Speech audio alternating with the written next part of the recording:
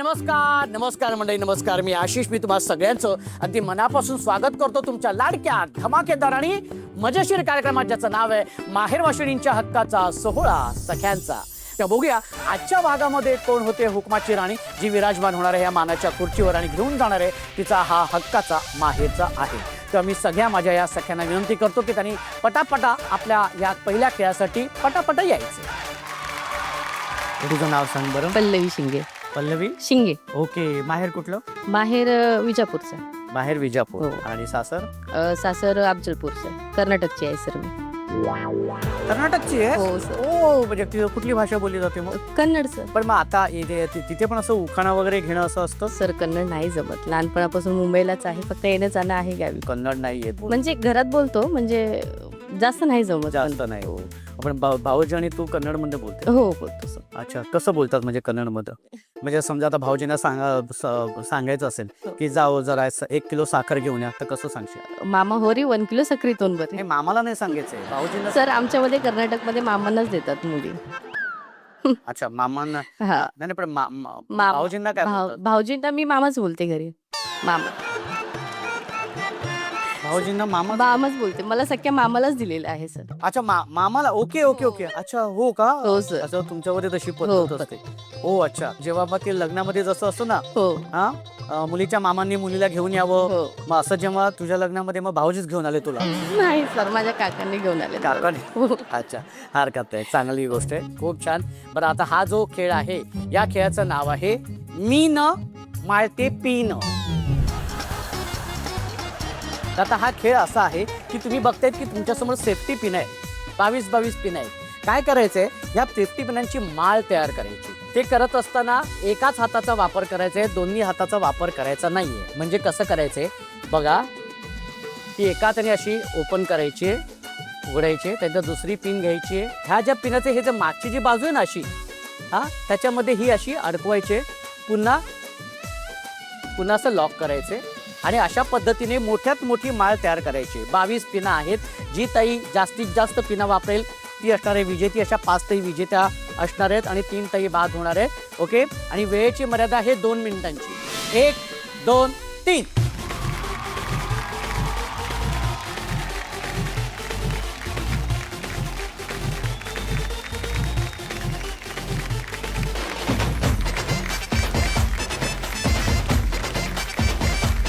आणि 22 पिना झाल्यानंतर हात वरती करायचे आहे, म्हणजे आम्हाला कळेल पहिली ताई कुठली आहे. अशा कधी माळा बनवल्या होत्या ताई? कधीच नाही. कसं वाटते बनवून मग आता? छान वाटते. ओके.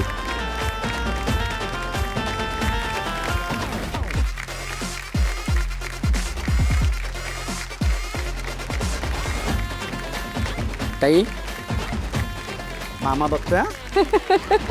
हा.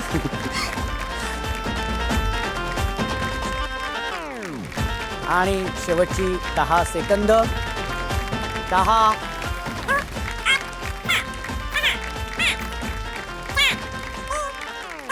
आणि 1. वेळ संपलेली आहे. तिथेच थांबायचं. सुरेखाताई 1 13. सुरेखाताई 13. ज्योतिताईंनी बघूया 1 11 12. विद्याताई 1 9 10. विद्याताई 10. पल्लवीताई 1 2 3 4 5 6. जयश्रीताई 1 8 9. प्रवीणाताई 1 8 3. मीनाक्षीताई 1 2 11 12. नेहाताई 1 12 13. निर्णय असा आहे की ज्या ताई बाद झालेल्या आहेत त्या मी आधी सांगतो. विद्याताई, पल्लवीताई आणि प्रवीणाताई, तुम्ही तिघी जणी या खेळातून बाद झालेल्या आहेत.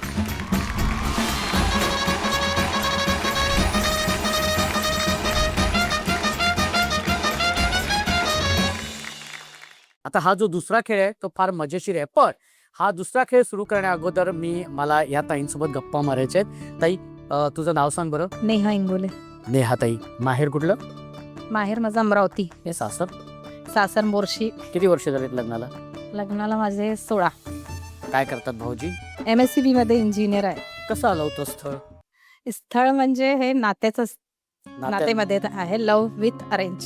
अच्छा, लव्ह विथ अरेंज. यस, ते अरेंज करायला खूप म्हणजे आम्ही हे केलं. अच्छा. खूप जर्नी ते खूप हार्ड होती. म्हणजे असं की फर्स्ट इयरमध्ये जेव्हा मी होती तेव्हा त्यांनी मला बघितलं.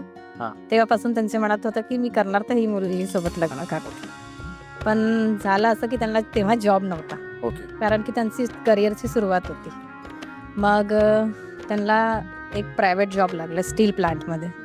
तिथे त्यांना 10,000 म्हणजे हे झालं. तेव्हा आमचं साखरपुडा हे झाला, कारण की माझे बाबा नाहीच बोलत होते, मुलगा काही नाही करताय सध्या, नको. हां, जॉब माझे हां जॉब नव्हता म्हणून बॅकग्राऊंड सगळं व्यवस्थित होता, मला काहीच टेन्शन नाही. पण त्यावेळेला माझ्या बाबांची इच्छा होती जे स्वतः कष्ट करून हे कर तोच मुलगा म्हणजे सुखी ठेवू शकतो, ते नातेमध्ये असो कुठला असो. पण त्यांची अशी हट्ट होती. मग आम्ही वेट केला. मग 1 वर्षानंतर त्यांना अजून दुसरा जॉब लागला नागपूरलाच. अच्छा. मग थोडा पगार वाढला. ओके. हां, मग नंतर मग बाबांनी हो म्हटलं बॅकग्राऊंड सगळं बघून. पण ते जे वेळ होतं ते खूप हार्ड होतं.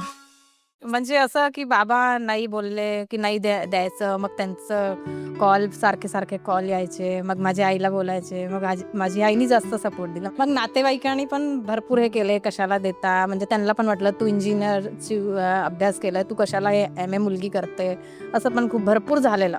त्याच्यामध्ये पण मग थोडंसं मिसअंडरस्टँडिंग पेरेंट्समध्ये. ओके. हां पण मग त्याच्यानंतर मग स्थळ बघायला सुरुवात. हां म्हणून त्यांना जास्त म्हणजे हे वाटत होतं की आता स्थळ यांच्यासाठी बघत आहे. अच्छा. तर मग आता काळजी. मग 2-3दा मामाजी थोडा वेट करा असं तसं. मग यांनी म्हटलं नाही ही माझी मोठी मुलगी आहे, मला लवकर, कारण की आम्ही तिघी बहिणी आहे. तर मग पण ते वेट आमच्यासाठी खूप चांगलं. जेव्हा त्यांना ते मी जॉब सांगितलं ना प्रायव्हेट लागलं, तेव्हा ते बोलले नाही तू मग सुखीनी राहणार, मग सारखं तू आम्हाला हे करणार कंप्लेंट, मग पुढे काही हे झालं तर नातेमध्ये मुलगी देत आपण बोलू पण नाही शकत, असं तसं त्यांचं हे होतं. अच्छा. आणि मग हे अशी जर्नी करून मग पुढे मग माझी मुलगी झाली मला. मग नंतर यांना जॉब लागला MSCB मध्ये. ओ वा. Yes, she is lucky. वा, खूप छान. म्हणजे ते Yes. अगदी लक्ष्मीच्या पावलाने आले यस आहे. यस. ओके. पण ताई मग तुझा हा जो वर्षभराचा काळ तू म्हणतेस की तेव्हा भाऊजींचे फोन हां येतो. मग तू ते कसं हँडल करे? भाऊजी पण ना हँडल करायचं, तेव्हा अर्चना पण हँडल त्यांच्याकडे फोन होता, मी STDला जायची कॉल करायसाठी. एसटीला जायची. Yes. 1 रुपयाचं कॉईन टाकायचं. पप्पा जॉबला जायचे. मग माझी बहिणीने खूप सपोर्ट केला. चंद्रभागा म्हणणार मी त्यांना. जसं म्हणतात ना माहेर म्हणजे पंढरपूर, तर बाबा माझी विठ्ठल, आई माझी रुक्मिणी आणि माझी बहिणी माझी चंद्रभागा, असंच म्हणणार मी, कारण की त्यांनी खूप सपोर्ट केलेला. अच्छा. पण ताई आज काहीतरी आलेले आहे तुझ्या डोळ्यासमोर, कारण ते डोळे पाणावले. हां म्हणजे तेच की बाबांनी नाही म्हटलं तर मला असं वाटलं की आता हे नाही होणार, बाकी काय नाही. मग आता बाबा काय म्हणतात? आता बाबा म्हणतात तिघं जवाईमध्ये सगळ्यात बेस्ट जवाई माझा हा आहे, कारण की नातेमध्ये आहे आणि ते खूप लक्ष देतात माझ्या आई बाबाकडे. पण मग तू असं कधी कधी मस्करीत बोलतेस बघा तुम्हीच त्यावेळेला नाही. हां बोलते. मग तेव्हा बाबांची बोल. reaction काय असते? बस. पण सगळं छान व्यवस्थित आहे आता. हां सगळं व्यवस्थित आहे. व्हेरी गुड ताई. ताई खूप छान वाटलं तुझ्याशी बोलून. आता आपण खेळायला सुरुवात करूया येस. आणि सुरू करूया आपल्या या खेळाला. बरं, या खेळाचं नाव आहे माझा काही नेम नाही. तुम्ही बघतायत की तुमच्या समोर गोलाकार रबर आहे आणि एका प्लास्टिकच्या बाटलीमध्ये वेगवेगळे कडधान्य. काय करायचंय, त्यापैकी फक्त ती चवळी बरोबर त्या रबराच्या गोलामध्ये पडली पाहिजे, म्हणजे ही अशी.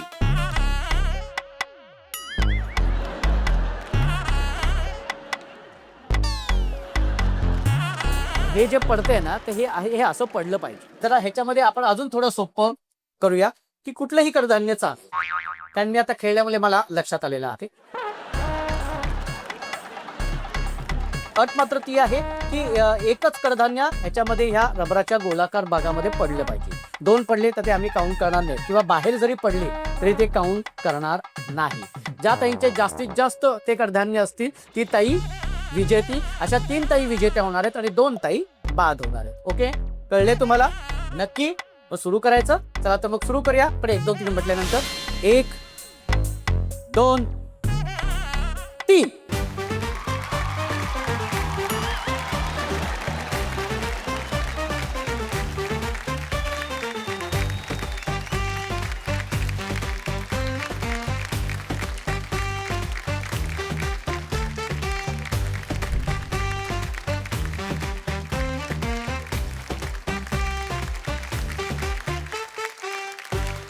जी काय शांतता आहे, जी चळवळीची जी चळवळ सुरू आहे, हात वरती करायचं आहे.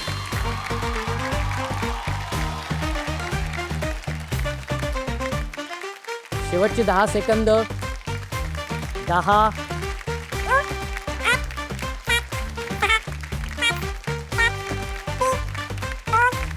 आणि वेळ संपलेली आहे. जयश्रीताई बघूया. 1 2 3 4 23 24. सुरेखाताई 1 2 3 27 28 29. नेहाताई बघूया. 1 2 3 21 21. ज्योतिताई 1 2 3 4 25 26 27. मीनाक्षीताई बघूया. 1 2 3 4 22 23. आणि निर्णय असा आहे, ज्या 3 ताई आहेत आपल्या पुढच्या खेळामध्ये, त्या ताई आहेत सुरेखाताई, त्यानंतर ज्योतिताई, तर जयश्रीताई तुम्ही पुढच्या खेळामध्ये गेलेल्या आहात. आणि 2 ताई नेहाताई आणि मीनाक्षीताई तुम्ही मात्र बाद झालेल्या आहेत.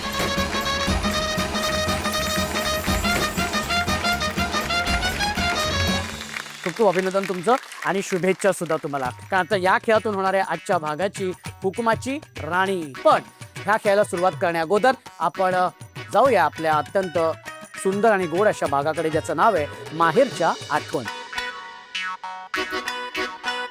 ताई तुझं नाव सांग बरं. रवीणा पुरुषोत्तम चव्हाण. माहेर कुठलं? सांताक्रूजला माझं माहेर आहे आणि भांडूपला सासर आहे. पण आता आम्ही ऐरोलीला राहतो. किती वर्ष झालं होतं लग्न? लग्नाला आता खूप वर्ष झाले. कसं जमलं होतं? लग्न माझं आमचं अरेंज मॅरेज होतं. त्यावेळेला काय आमचं सहज होत नव्हतं. माझी परिस्थिती तर खूपच गरिबीचीच होती. म्हणजे वडील मी 8वीत असताना माझ्या वडिलांची नोकरी सुटली आणि घरी बसले. त्यावेळेला त्यांना कंपनीतून तसे पैसे पण काय जास्त मिळाले नव्हते. त्याच्यामुळे बहिणीला भावाला लवकरच म्हणजे जास्त पुढे शिक्षण न घेता नोकरी करावी लागली घरातलं सगळं खर्च उचलण्यासाठी.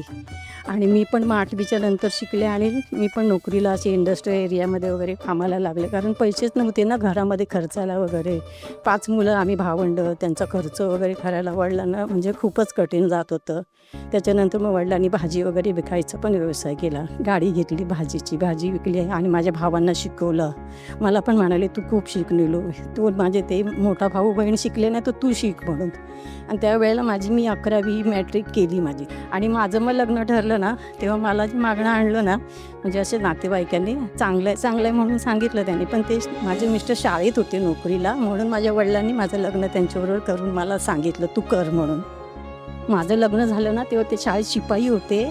नंतर मग 5-6 वर्षांनी ते शिकले, BA झाले आणि त्या शाळेमध्ये ऑफिसमध्ये लागले. आणि माझे लग्न म्हणजे माझं ठरलं ना, तर यांना मी पाहिलंसुद्धा नव्हतं लग्नात. साखरपुड्याला नाही पाहिलं. समोर बसलं म्हणजे असे लांब बसलं होतं. साखरपुडा बघायलाच नाही मिळालं मला त्यांना. न बघता आमचं लग्न झालेलं आहे. म्हणजे साखरपुडा झाला तेव्हा भाऊजीनं पाहिलंच नाही. नंतर भेटलोसुद्धा नाही आम्ही. त्यावेळेला म्हणजे असं काही भेटत पण नव्हतो ना, भेटलो पण नाही आम्ही. पण मग ज्याच्यावर आपण लग्न करणार आहोत, नाही ना. साखरपुडा आहे, नाही त्याला बघावंसं वाटतं. नाही बघायलाच नाही मिळालं मला. माझं लग्न ठरलं ना, तर सासूबाईंनी सांगितलं की आमची एक मुलगी पण आहे, तर तिचं पण तुम्हाला जमतं काय बघा. तर माझा मोठा भाऊ पण होता ना लग्नाचा.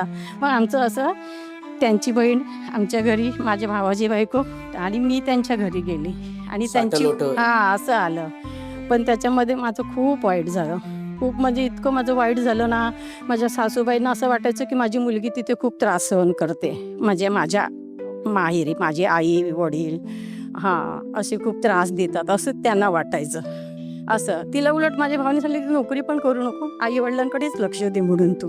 कारण तिची नोकरी ती भांडुपला, ती सांताक्रूजवरून कुठे भांडुपला एवढ्या लांब जाणार, कधी येणार कधी जाणार असं म्हणून. आणि मी जात होती कामाला तेव्हा. मी भांडूपवरून सांताक्रूजला इंडस्ट्री एरियामध्ये मी कामाला होती, तिथून मी यायची. आणि माझ्या सासूला खूप रोज सकाळी माझी सासू सकाळी संध्याकाळी रोज मला अशी त्रासच द्यायची की तू इथे चांगली राहतेस, माझी मुलगी तिकडे सुखात नाही आहे, तिला दुःख होते. म्हटलं आम्ही इकडे आहे, तुम्ही इकडे, मुलगी तिकडे, आपल्याला कसं सांभाळणार, ती कशी आहे, तुम्ही जा बघा, तिची विचारपूस करा अशी मी पण सांगेन. हो तू नको सांगू असे तशी माझी खूप मला म्हणजे त्रासच द्यायची असेच. भांडं भांडणार. नंतर मग त्यात मी दिवस गेले. मी ऑफिसला पण म्हणजे जात होती कामाला सुद्धा. आणि त्या टेन्शनमध्ये मी कशी जात होती, काय करत होती, खात होती की नाही, माझं काहीच नाही, टिफिन नाही, काहीच नसायचं मला. मी अशीच जायची सकाळची, काहीच मला देत नव्हते.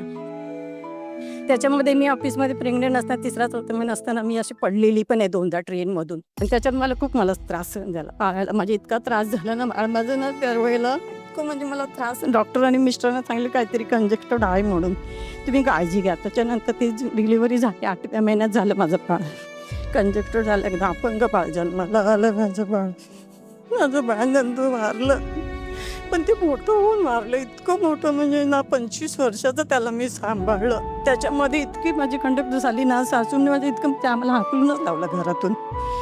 सासूबाईने आम्हाला काही नाही दिलं, आम्हाला म्हणाले तुम्ही जा म्हणून घरातून. म्हणून मी म्हणते की असंच ना सातं लोटं कधी कुणी करू नये.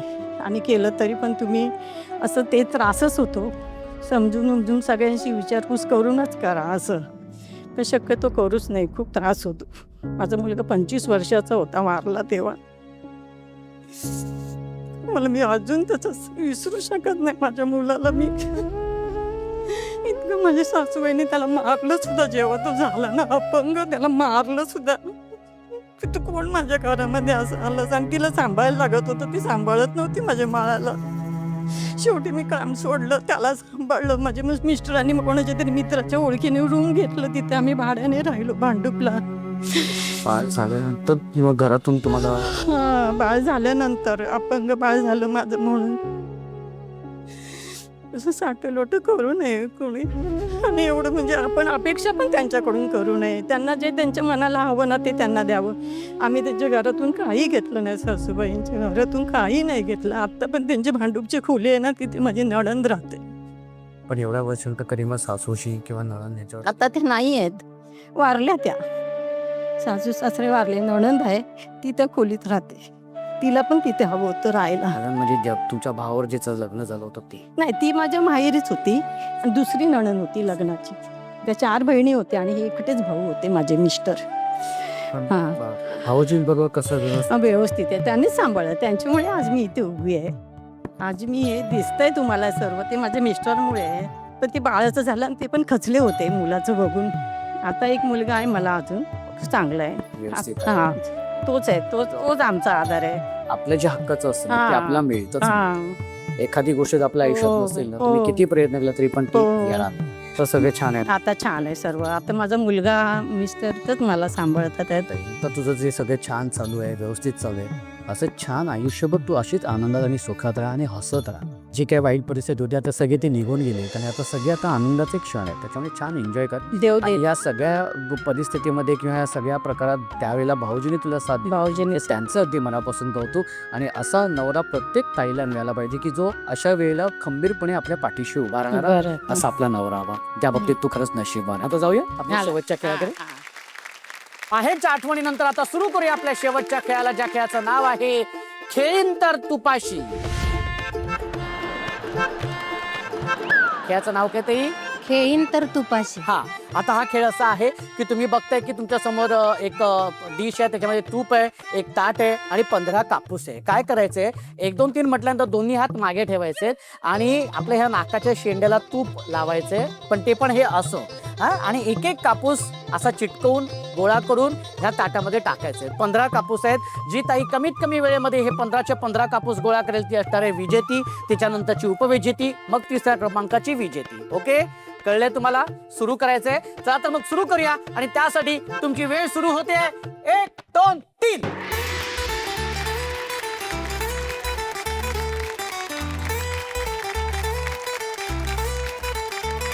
प्रत्येक वेळेला नाकाला तूप लावायचं आहे प्रत्येक कापूस गोळा करताना. Very good. हा, शाबाश. हा,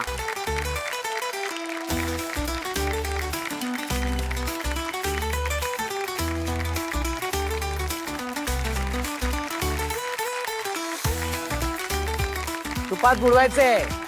प्रत्येक कापूस गोळा करताना तुपात नाक बुडवायचे. हा हा, हात वरती करायचे, हात वरती करायचे. सगळे कापूस गोळा करून झाल्यानंतर व्हेरी गुड. शाबाश शाबाश शाबाश. हात वरती करायचे, हात वरती करायचे, हात वरती करायचे. नाही रे, पडलेला नाहीये, पडलेला नाहीये. हा, हा फुंकर मारून पाडलेला आहेस तू. आणि अर्थातच निर्णय तुमच्या समोर आहे. तिसऱ्या क्रमांकाची विजेती ताई ठरलेली आहे. जयश्री ताई. ताई तुझं खूप खूप अभिनंदन. आजच्या भागाची उपविजेती ताई ठरलेली आहे सुरेखा ताई. एकदा खूप खूप जोरदार टाळ्या होऊन जाऊ दे. अभिनंदन ताई. कसं वाटतं ताई उपविजेती? माझं आधी झालं ना हा? मी पहिल्यांदा झाले. नाही ताई तू उपविजेती ठरलेली आहेस. अच्छा. ताईने आधी हात वरते.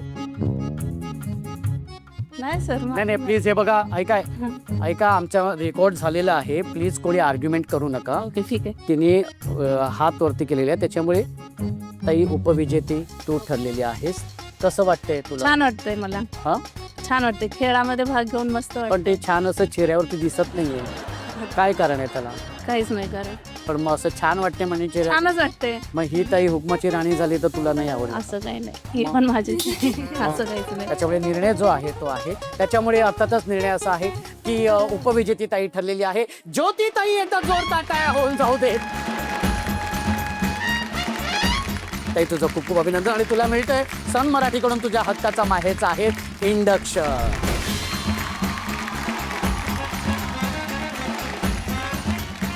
आणि अर्थातच आजच्या भागाची हुकमाची राणी ठरलेली आहे ही सुरेखा.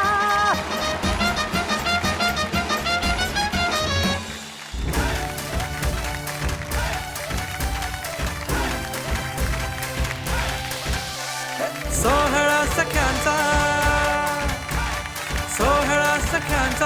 हो हो हो. सोहळा सख्यांचा हो हो हो. सोहळा सख्यांचा हो हो हो. सोहळा सख्यांचा. ताई तू हुकमाची राणी झाली आहेस त्यामुळे तुला मिळते सन मराठीकडून तुझ्या हक्काचा माहेरचा आहे मायक्रोवेव्ह. सोहळा सख्यांचा. कसं वाटतंय ताई? खूप छान वाटतंय. हुकमाची राणी झालीस. खूप जास्त आनंद झालाय मला. वाटलं होतं तू हुकमाची राणी होशील? नाही खरंच नव्हतं वाटलं मला. खरंच नव्हतं वाटलं. पण कोणाला फोन करून सांगणार आहेस पहिल्यांदा? माझ्या आईला. आईला हो. की मी हुकमाची राणी झाले म्हणून. व्हेरी गुड ताई. खूप खूप अभिनंदन ताई. हुकमाची राणी झालीस. काय हुकूम तुम्ही इथे सोडावं असं वाटतं? समाजातल्या इतर स्त्रियांना मला हुकूम सोडायचा आहे की तुम्ही एकमेकांना साथ द्या. मागे ओढायचं काम करू नका. कारण आपल्याला गरज आहे सध्या एकमेकांना साथ द्यायची आणि पुढे चालायची. त्या बात आहे ताई. खूप छान हुकूम ती इथे दिलेली आहेस. आणि मला असं वाटतं की तो हुकूम सगळ्याच या सख्या पाळणार आहे. ओके खूप खूप अभिनंदन. एक सेल्फी मात्र तुझ्या बरोबर करेल. सोहळा सख्यांचा हो हो हो. सोहळा सख्यांचा. प्रत्येक भागामध्ये या सगळ्या माझ्या सगळ्या ताई येतात. इथे मनमुरादपणे खेळतात, मन मोकळं करतात आणि हा आनंद घेऊन पुन्हा आपापल्या संसारात ते जात असतात, आपापल्या जबाबदाऱ्यांमध्ये जात असतात. पण त्यावेळी त्यांच्या चेहऱ्यावरचा जो आनंद असतो ना हा फार महत्त्वाचा असतो. आणि हाच आनंद प्रत्येक ताईला मिळावा त्यासाठी भेटूया पुढच्या भागात तुमच्या धमाकेदार आणि मजेशीर कार्यक्रमात ज्याचं नाव आहे माहेरवाशिणींच्या हक्काचा सोहळा सख्यांचा.